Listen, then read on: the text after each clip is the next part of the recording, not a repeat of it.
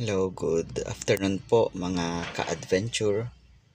Bale, papakita ko po sa inyo sa hapong ito paano ba natin tanggalin itong center panel niya. At mabilis lang po itong ating gagawin. So una, tatanggalin po natin ito, yung USB. At pagkatapos, itong pabango. At ganito lamang po yung gagawin nyo. Bali, nakaklip lang po kasi ito. So, huhugutin nyo lang siya. Hugot-hugot lang. Yan. Okay. Iangat po natin at hihilain na po natin.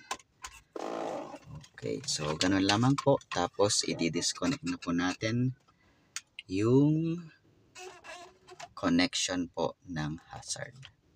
So, yun lamang po. Ganun lang po kadali mga ka-adventure yung pagtatanggal ng center panel. So, yun lamang po. At marami po tayong gagawin dito sa video na to. Kaya mag-subscribe lang po kayo. At ito po pala yung model ng aking Adventure 2003 na Super Sports. So, salamat po mga kaibigan. Pagpalain po tayo ng Diyos.